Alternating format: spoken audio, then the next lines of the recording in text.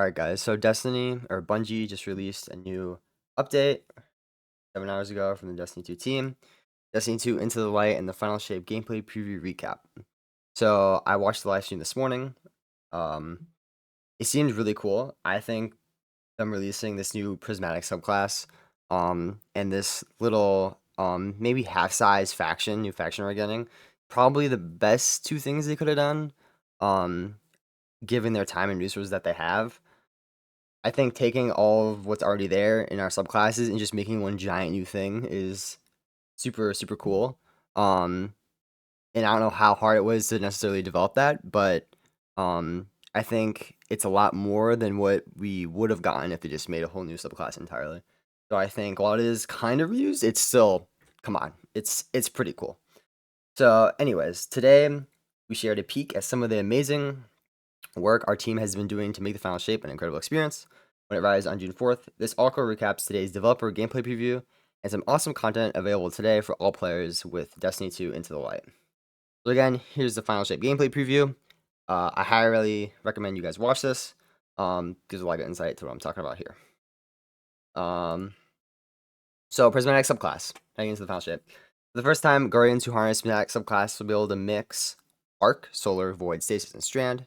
I'm assuming this would also include a newer subclass, or maybe even subclasses going on beyond, what is it, 6 or 7 in the future. I can totally see them just completely expanding subclasses now beyond just light and dark, especially past the final shape.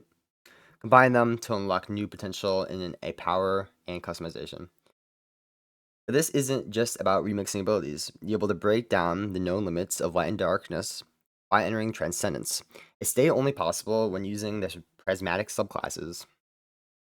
By dealing both light and dark damage, you will charge 2 meters that, when filled, enable a temporary state of Transcendence that unlocks a new unique grenade ability and weapon damage bonuses, which is quite interesting. I don't necessarily know if that's just a flat damage buff across all of your weapons. I guess we will about that.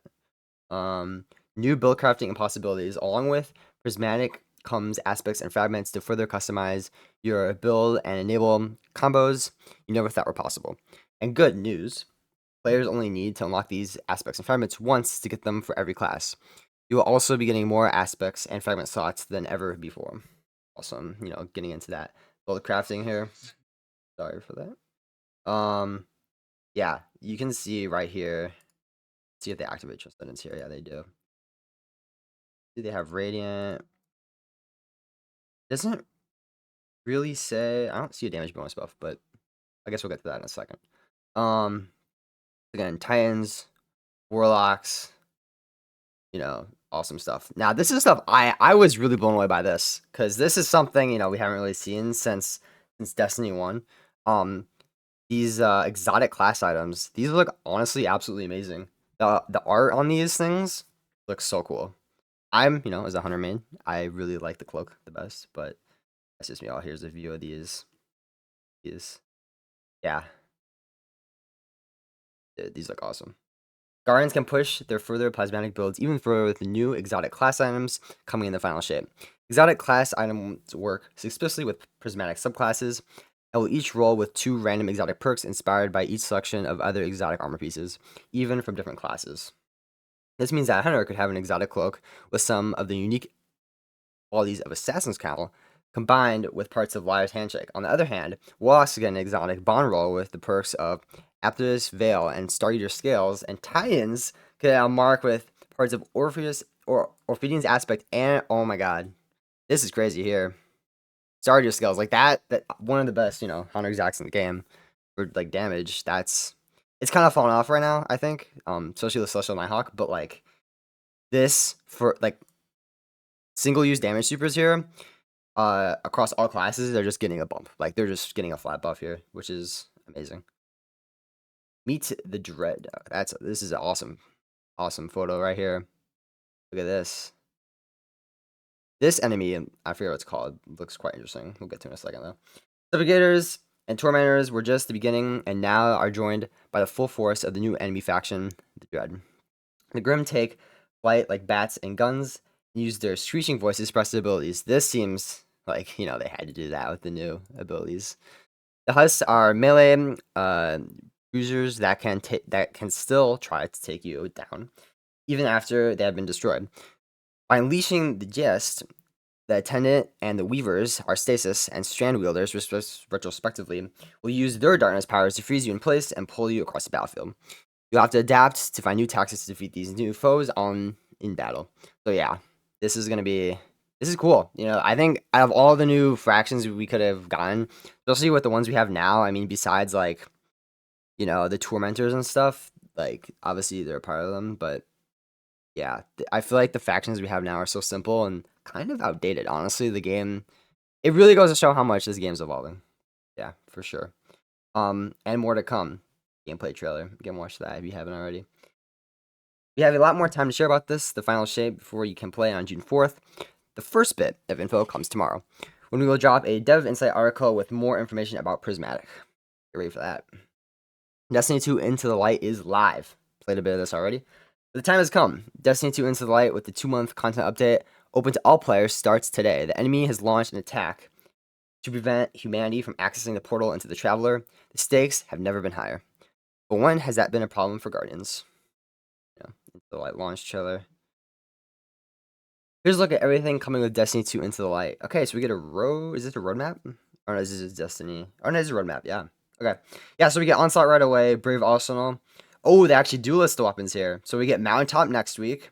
Great. That's still. I would have been so sad if they put Mountaintop for the last week. I would have died. Mountaintop and Recluse. That's those are the ones I care about. I'm also really excited for Luna's Howl, especially in PvP. I think those I'm definitely gonna grab for. Hung Jury, Succession, I already have those, so I don't really want to grind them, but see. Let the onslaught begin. In this new PvE wave-based defense activity, fire teams of 3 will defend their advanced defense unit from increasingly challenging waves of the Witness's forces for some very desirable rewards. Check out our previous thread for details of how onslaught works. Yeah, I played just the normal mode, just one game of it this morning, all 20 waves. And it was the last couple waves, like waves like 18, 19, 20, they were like surprisingly difficult. I was like, wow, I thought it was gonna be a cakewalk, especially with my build I had on, but wasn't bad. So I can't imagine what the challenge mode is gonna be like. Arm yourself. The Brave Arsenal is a collection of some of the most iconic weapons in Destiny's history, from the Recluse to Midnight Coupe. Each 12 weapons will have random rolls and a brand new origin trait in both standard and limited edition variants. Check out our roadmap above when all these weapons become available. Enter the Hall of Champions. Destiny 2 Into the Light will have included new social space called the Hall of Champions. Within the walls, Lord Shacks and our site 99-40 await with new quests, brave weapon rewards, and a nuke armor set for each class, and the Super Black Shader. I actually don't know how you unlock the armor set. I think it's just obviously it's the end of the light and it's not paid. It's free, but I didn't see it when I logged in. It might be a level up reward for reputation at Shacks. The Whisper and Zero Hour are coming back. So we've revamped 2 of the most beloved exotic missions with updated rewards, secrets, and combat. The Whisper is coming back today with the chance to earn a craftable version of the Whisper of the Worm and many secrets to discover. 0 Hour with its craftable upgrade perfected arrives on May 14th. Okay. We also have Pantheon. Oh, yep, right here. Dude, there's not much information here. They said, yeah. I remember literally 2 weeks ago they were saying, oh, we're gonna talk about it, and they never did. It's quite unfortunate, but we are keeping our upcoming PvE challenge close to the chest till it begins on April 30th. We got about a month, a little less. Let's just say that the Pantheon involves you, your fire team, and your increasingly angrier group of raid bosses. I'm gonna assume it's the final boss of maybe Leviathan Scourge. We'll see about that. We don't know or don't want to spoil who you face off against, but it will be from encounters currently available if you want to start speculating. Okay. I'm not sure if I love that, but I guess it makes sense because they wouldn't want to bring back a lot. That would be a lot of content to bring back. Probably not. They probably don't have the time for that. But that's kind of disappointing. I really wanted it to be from real Callus, not the Lightfall Callus, but OG Callus, and that's kind of disappointing. But I guess it's okay. I'm not too said about it. I guess it makes sense. You know, they can't port all the old stuff and update all these raids and throw them in, but would have been cool. It does say they will have a slight twist, so yeah, we'll see about that.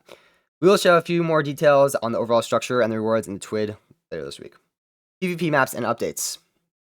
We have 3 new PvP maps dropping on May 7th. They have been designed for 3v3 modes and are called Eventide Labs, Crucis Plaza, and Dissonance.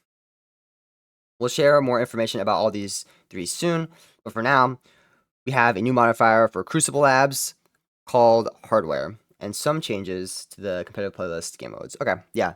I'm excited for this. I honestly was not following Destiny 2 PvP until leading up to Into the Light. I started kind of playing trials, and I have been a bit more fun. I think it is because they are, you know, they're tuning it a little more under control. It has gotten better. I think personally, when I started playing this game, back from Season of Rivals, Beyond Light.